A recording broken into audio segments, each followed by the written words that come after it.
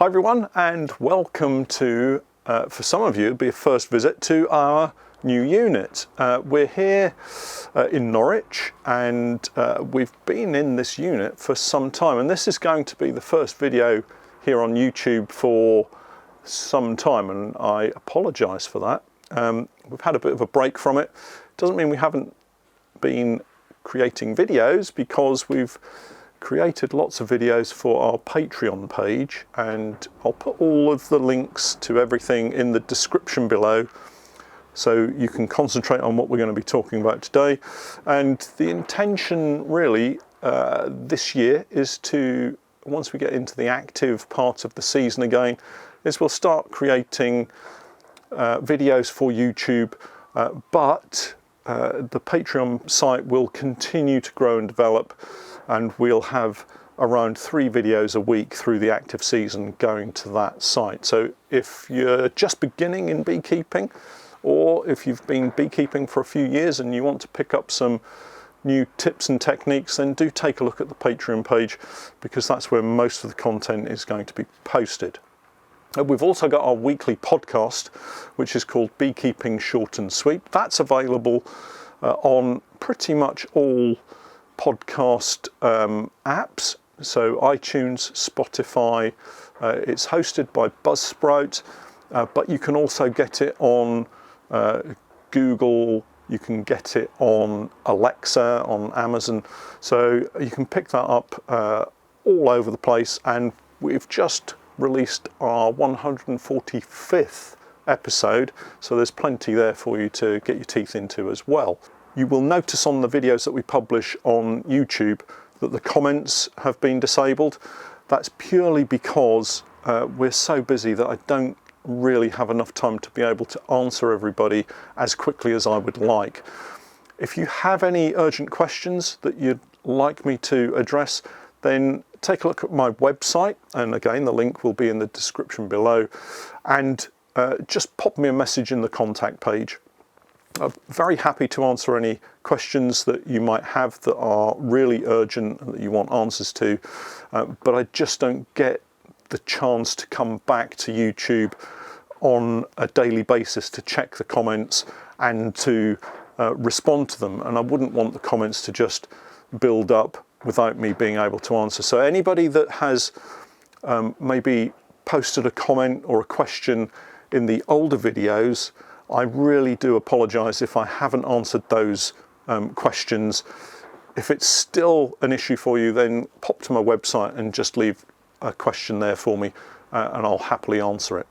So today you can see that we've got our brand new Logar wax melter clarifier. We bought it just before Christmas, and this is the first chance we've really had to get it unboxed and have a look at it and put it to work. The main reason that we've got it is, and I'm sure a lot of you will find this, regardless of how much wax you produce, is that unless you're set up to melt the wax and clarify it and strain it fairly promptly, you end up in a process of melting it, straining it a little bit, leaving it, it goes solid, warming it up again, melting it, straining it for another session, maybe decanting it into some moulds, leaving it, warming it up, and so the kind of cycle goes on.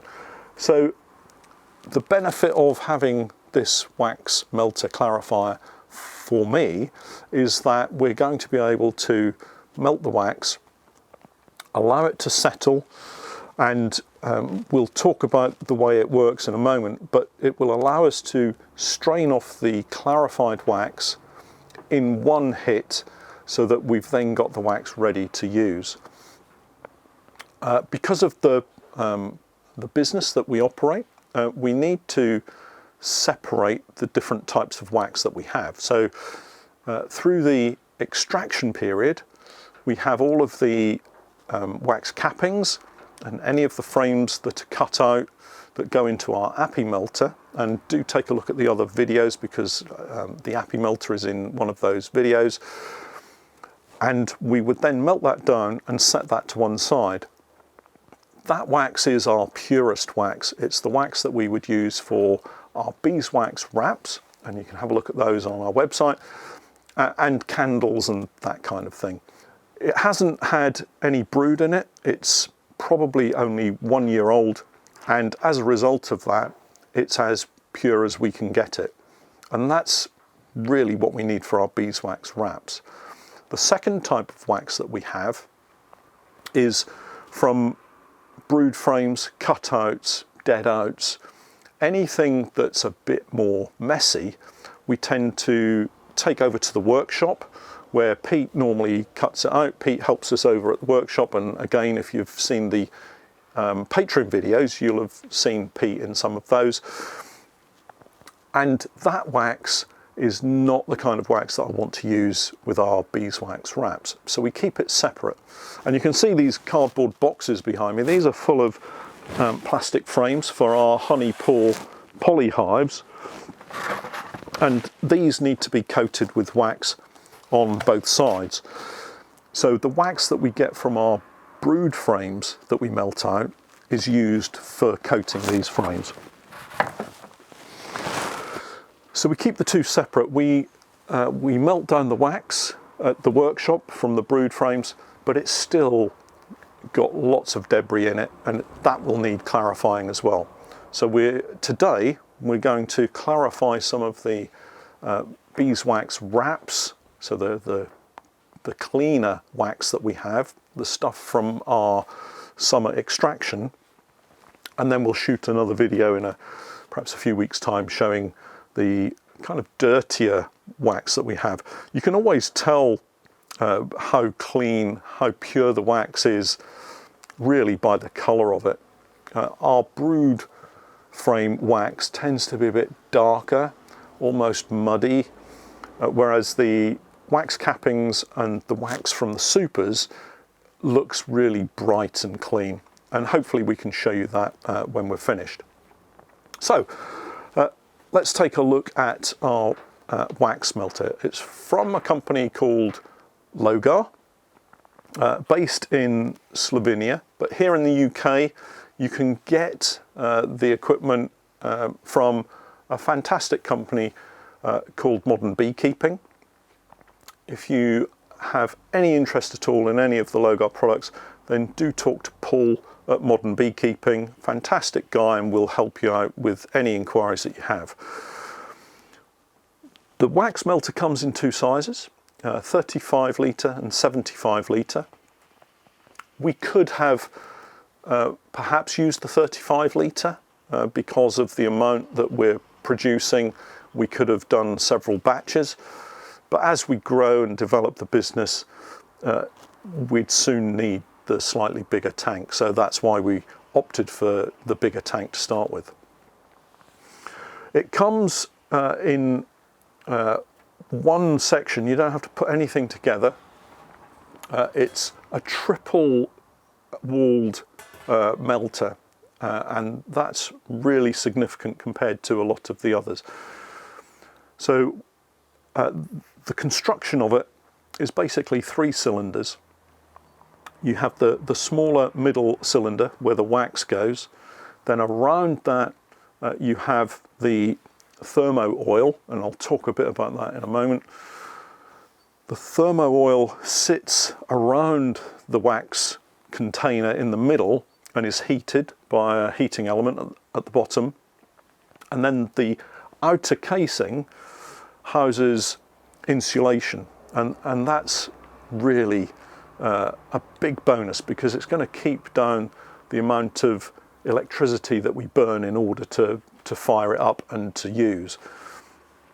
And we all want to save as much electricity as we possibly can in using this kind of equipment. You can see that it's got 2 taps on it. When we melt the wax down and have allowed it to settle, all of the debris will sink to the bottom of the wax. We use the top tap to draw off the clean wax, and then once we've taken all of the clean wax off, we can then use the bottom tap to remove the slightly dirty wax with all the debris in it. We can then reuse that again to melt it down. We can strain it as it comes out, clean it up a little bit, but then we could put it back in. So there's no wastage at all. It's not the lightest of units, and one of the things I personally struggle with is a bad back problem. So lifting it and moving it around is a real issue for me. So we've made a dolly, a little wooden board trolley at the bottom, so that we can position it anywhere we want in the workshop. The one thing I would say is you need to make sure, if you're going to put it onto a dolly, that when you use it, it's in a safe position, and that the rating on the wheels is sufficient to take the weight of the entire wax melter when it's fully loaded with wax. So I did weigh the wax melter when we first got it, and it weighs just over 30 kilos, and that's empty. The 75 litre wax melter takes 29 litres of oil, and we have a little window here, and as you fill it up you can see the oil come up past the window, and that's the top point of the oil. Getting the oil into the wax melter is a bit of an issue, and Mr. Logar, if you're listening or watching, what we could really do with is an air vent on the opposite side. So the tap at the top here is where the oil goes in, and trying to lift a 20 litre container and pour oil in is just terribly difficult for me personally, and I suspect for lots of other people. As you pour the oil in, if you fill this tube, the air has nowhere to go, so it bubbles out and then spills down the side. So there are several ways that you can avoid this. Ideally, if Logar put an air vent in the opposite side that you could undo, then as you fill, so the air could escape from the other side, and that would, I think, be a really neat fix and shouldn't cost a great deal. The second method is that you could use a vented funnel which allows the air to escape as the oil goes in, or you could push some tubing down inside the funnel so that the air can escape up the tubing as you're filling. But what we found the most effective way, actually, and we're fortunate in that we've got the equipment, is that we have this hydraulic lift. There's a hydraulic lift beneath this paper, and we're able to raise the tank above the height of the inlet, and then we siphoned the oil from the container into the tank. And because we weren't pouring it, the problem when you lift this is that it's really heavy, and if you go a little bit too far, then it's going to bubble out. But siphoning it in meant that there was just a continuous gentle flow going into the tank, and we managed to get 20 litres in, and then subsequent to that we used a bucket with a small funnel just to get the remainder in, and by pouring it from the container into a bucket meant that it was more easily controllable, and we didn't spill any oil while we were then filling it. If you use a small funnel as well, you're not tempted to put too much in, and then you get this bubbling back and the oil going everywhere. So that was a bit of fun. The next thing that we need to do before we go any further is we need to take this protective covering off the stainless steel. It's an all stainless steel construction. Looks fantastic.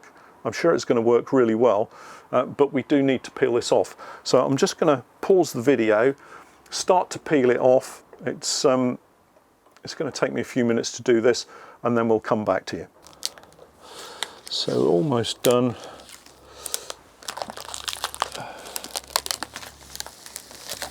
Nice shiny stainless steel And it's really important that you take this off before you turn the heat on and warm everything up. So there we are, looking pretty good. You might even be able to see the lawnmower in the reflection. So, someone with a noisy car outside. The great thing about having it on the dolly is that I can move it around. So just to say, this isn't a collaboration with Logar. They haven't supplied us this. We purchased the unit, normal price. If you want to check out the price, do contact Paul at Modern Beekeeping, and I'm sure he'll do you a good deal on them. So let's just go round the unit, and I'll just explain again how everything kind of fits together, and then we can get some wax in it and get it turned on. So we have the oil filler here, comes with a lid. Again, I guess if I was being really picky, it would be nice to have an insulated lid, maybe just 50 centimetres, no, maybe 50 millimetres, just to give a little bit of insulation at the top, because I'm sure that there'll be quite a lot of heat escaping from the top. Stainless steel again. The oil viewing window, just so that you can see that you've got the oil in place. The low tap and the higher tap, designed, as I said earlier, for straining the clarified, spin it around a bit, the clarified wax comes off the top, and then the wax with the debris can be drained off the bottom. You'll notice that we've also got a stand. It seemed to make perfect sense really for us to get the stand as well. It's a custom fitted stand. The tank fits snugly into it, and it's a really well made stand. So again, it's all about safety first really, and trying to make sure that we've got everything in place. So then if I just gently spin it round back the other way, at the back we have the power unit, the thermostat. It's got a really decent cable. One thing, when it was supplied to us and it arrived, I looked at it and thought the plug seems really loose, but actually it's an adapter. So it's got a Euro plug on it, but we've got and have been supplied by Logar with a UK fused plug.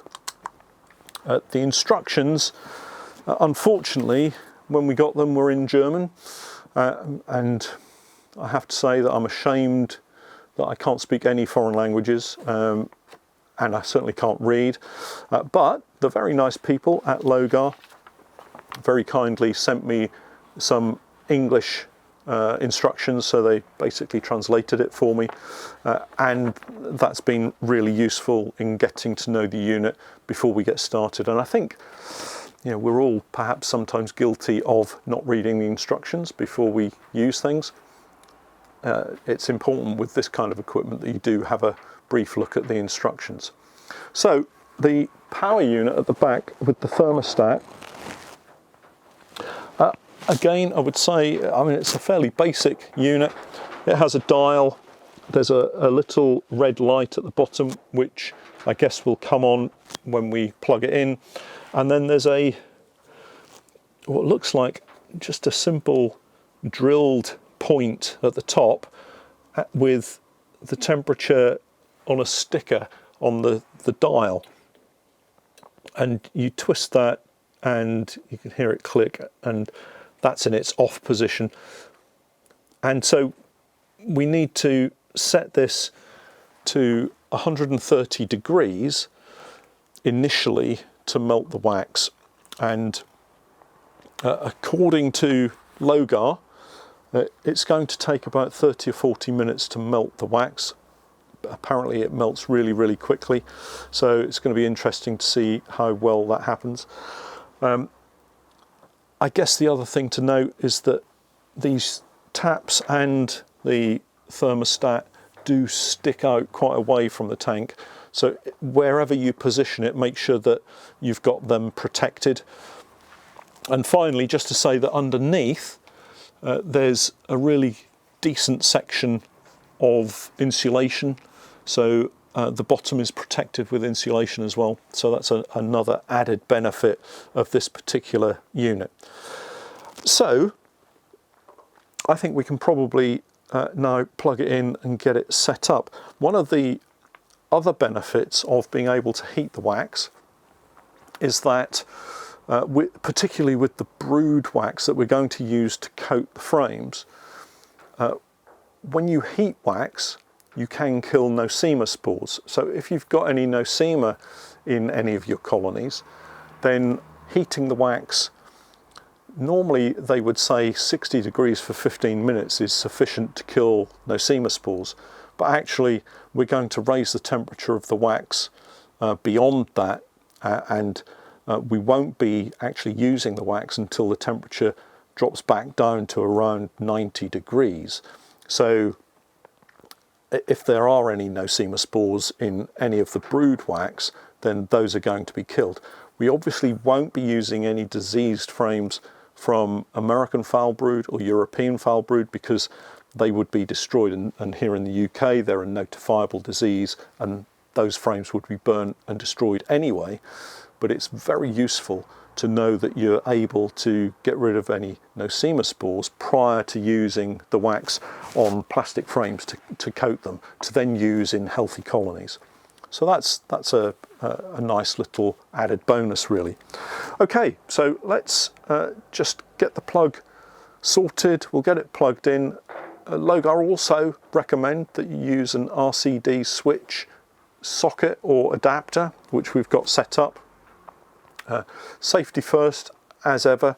I'm going to just turn the unit round, get it in position, and then we'll fire it up, and I'll bring some wax over and we'll show you the wax that's going in, and then we'll come back, time it to see how long it does take to melt, and we'll let you know exactly how long it's taken for the wax to go from very cold here in late January with temperatures almost down to freezing to nice molten wax ready to be decanted. So just before we get cracking with putting the wax in, I just wanted to show you the inside, and you can see the two outlets, one right at the bottom, which is fantastic because that will allow all of the wax to drain away when we clean it, and then the one slightly higher, which I guess is about 3 or 4 inches above the bottom drain. So that gives you an idea of exactly how the wax is going to sit once it's molten and how the taps relate to each other. So a couple of safety issues. Obviously it's going to get very hot, so don't let anyone get too close to it who isn't aware of exactly what you're doing, children and the like. Because this is going to be really, really hot. And you might also want to wear some gloves when you're handling the lid at the top. There shouldn't really be any need to take the lid off when you're dealing with it, but you might want to check the temperature, that kind of thing. So I've just brought a few packs of our wax through, and this is going into the tank. So really the issue we have, you can see perhaps once, let's get this one unwrapped, once it's strained out of the Appy melter, there's still quite a bit of debris on it, and this unit is going to work really well in cleaning it up. So excuse the noise for a moment. So here you can see quite a clean pack of block of wax, but there's still a lot of debris in the bottom, and that's what we're trying to get rid of, and this should hopefully give us a really nice clean wax.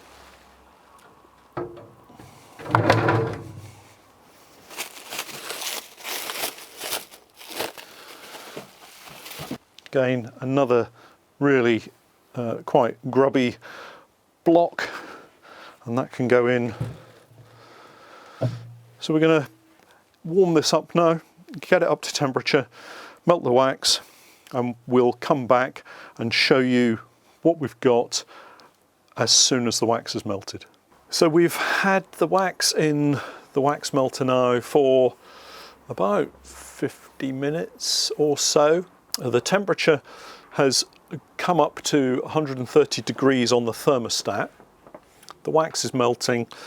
So now we have to turn the thermostat off. So with beeswax, you're looking at various temperatures that you need to be mindful of. So it's going to melt at around, I guess, 65 degrees centigrade or thereabouts. Maybe a little bit less or more, depending on conditions. You've then got a point at which the wax will start to discolour if you heat it too much. So it's really important that you don't just turn it on and walk away and leave it. You need to check the temperature of the wax regularly. If it goes above around 85 degrees, 90 degrees, then that's degrees centigrade, that's where it will start to discolour, and we want to keep it really nice and bright and pure. So you don't want to overheat the wax, but the wax will take time for those blocks to actually melt and become liquid. So we turn the heat off and walk away from the tank so that the residual heat in the wax can now continue to melt down all of the other wax, and then we can come back to it in a couple of hours' time and just check to see how well that's all melted out. So although it will take a few hours for the wax to melt, we're not going to use a lot of electricity to overheat it and to cause it to discolour. The last thing to remember is that wax is flammable, and you're looking at a combustion point of around 200, just over 200 degrees centigrade. So although it's really hot at 110 degrees, 130 degrees, that sort of range, it's not going to be at that combustion point. So it's still safe, it's okay, and actually now the overall temperature is going to slowly start to drop because we've turned the heating off. We've unplugged it, so it's all perfectly safe. Just to mention, we did have a bit of a debate as to whether to put water into the tank, and normally when we have clarified wax, cleaned wax, strained it on a much smaller scale, we've always done it in a double boiler, either in water or with the water as being the barrier between the direct heat and the wax. On this occasion, we've not put any water into the tank because the instructions that we've received don't indicate that we should. But what I might do is, once we've drained off the clarified wax, is I might add water to just clean the bottom of the remaining wax. A lot of the debris that's sitting in that will mix with the water and sink to the bottom, and that might just clarify some more of the wax so we can get some extra wax off before we finally drain it completely. Overall, so far it seems to be working really well. The outside of the tank, although it's got insulation in there, is hot. I wouldn't recommend that you leave this anywhere near animals or young children, or anybody in fact who's silly enough to come along and lean against it or put their hands on it like I'm doing now. But I can't put my hand on there and leave it in place because it is so hot. So although it has got that insulation in there, could it do with some more? Maybe, I don't know. But it is really hot. Okay, we're going to pause the video and we'll be back later to see exactly how it's melted the wax, and then start pouring some, and we'll show you how we how we mould the wax and the type of moulds that we use in order to have it ready for the uses that we find.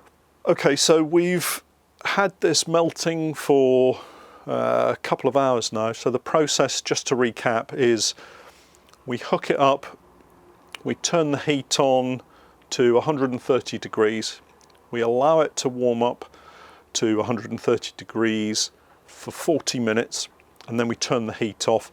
That then allows it to melt all of the wax that's in there and for it to settle out. You can see probably that I've turned the unit round. I did that some time ago because I now need to fill up our containers, and we use these £2 loaf tins, and as I mentioned earlier, we're using in the tank at the moment all of the wax that we've taken from the supers, from the uncapping of super frames for the honey, and anything that we've cut out and melted out in the Appy melter.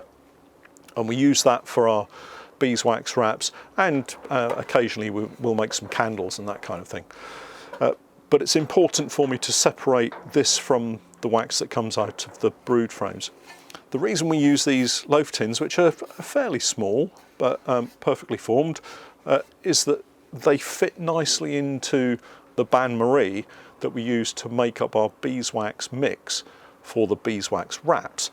So rather than having a large bucket to use as the mould and then having to smash that up with a hammer, that kind of thing, these can just be put into the bain-marie and then mixed up with the other ingredients for the beeswax wrap wax mix. So let's just, I've already done one, you can probably see it over here, and it is really nice to have this hydraulic table because we can just raise it and lower it, and it's the one that we use for the settling tank for the honey and also for the creamer. It allows us to raise the tank to a level so that it fits in with the bottling machine that we've got. It allows us to just bring it up to the level of the tap so that it's not splattering everywhere, or that we're not trying to hold it, and this is obviously going to get really warm. So let's just decant some of this wax. We just need to be careful with it, really. Remember, it's going to be very warm. We've allowed it just to cool a little, so the temperature of the wax is now at around 90 to 100 degrees. And we can just run it out into these moulds and allow them to cool overnight. These aren't for show, these aren't for putting into the honey show as a wax sample, but these are the wax blocks that we'll use for that wax wrap mix. Again, there's no need for us to fill it absolutely to the top, and it will shrink back a little bit.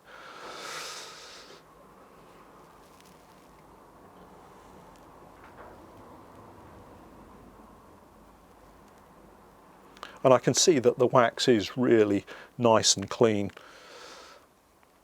So that's probably as much as I want to fill that. We just shut the tap off and get another tin ready to slide underneath, just to catch any drips, and then we can slide it away. And just gently move it across.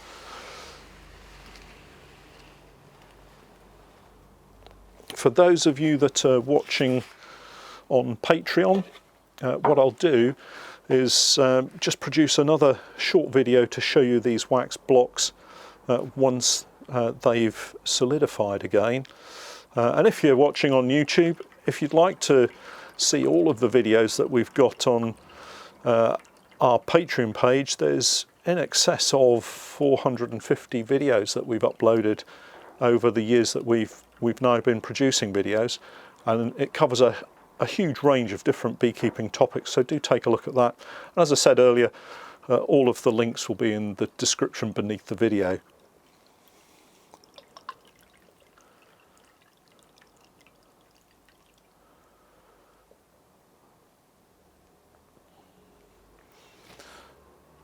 So that's block number 3.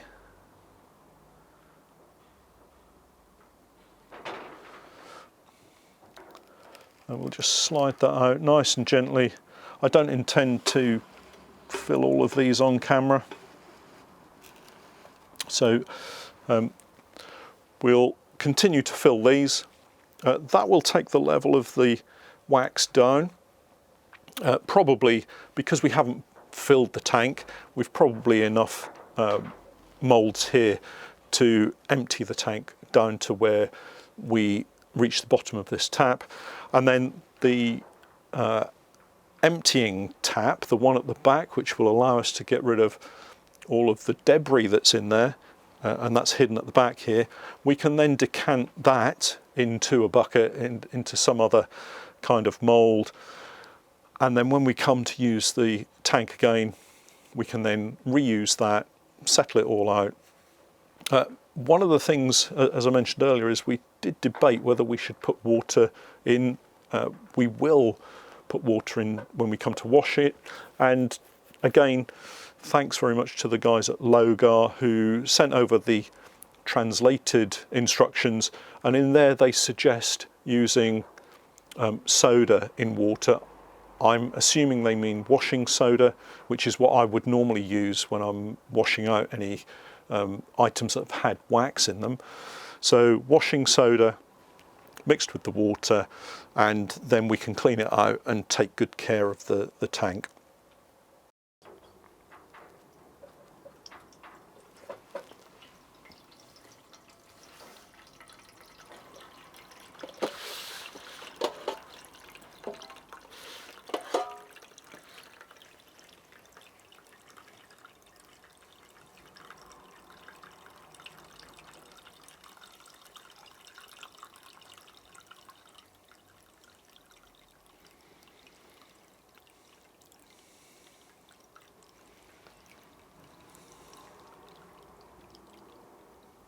So we've filled the first batch of 10 loaf tins.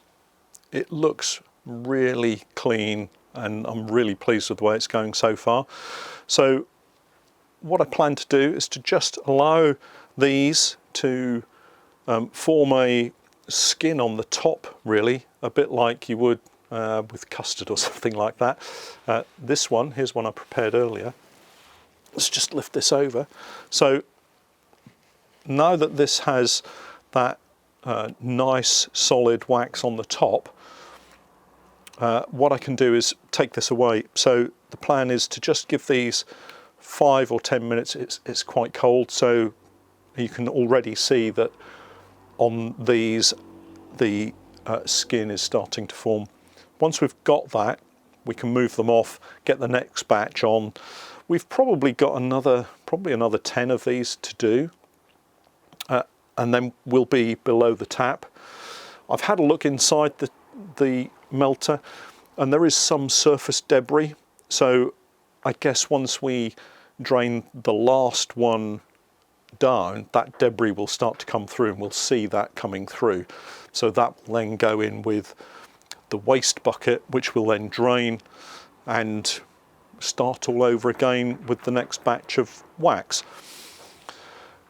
As I said, if you've got any questions, do send them to me via my website. All the details are in the description beneath the video. We're going to be producing lots more videos this year, both for YouTube on a kind of 1 video per week basis, but also on our Patreon page. There's likely to be as many as 3 videos per week as we go through the season. If you're a beginner beekeeper and you'd like to see the full range of beginner videos that we've got, do take a look at the Patreon page. But we've got lots of tips and techniques for everybody, no matter what your level of beekeeping. We'll catch up next time. Those of you on Patreon, do look out for the video showing the solid blocks.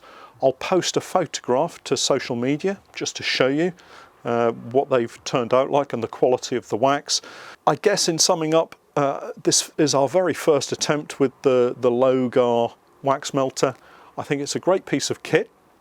If you've got lots of wax to clarify, then I really do think it takes a lot of the pain and mess out of the whole clarifying process, and I'd certainly recommend it for a commercial bee farmer that wants to clarify and render down lots of wax.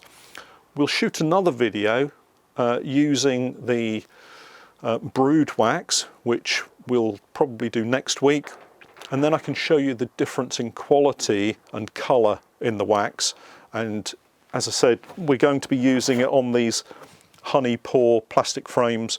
We've also got lots of videos planned using the Langstroth hives for this season, so do come back to the channel. Don't forget to subscribe, click the like button, and also have a look at the little bell symbol. Click on that and you'll get an alert to tell you when we're uploading the next video. That's it for today. We're going to crack on, get these moved and get the tank emptied, but until next time, thanks for watching.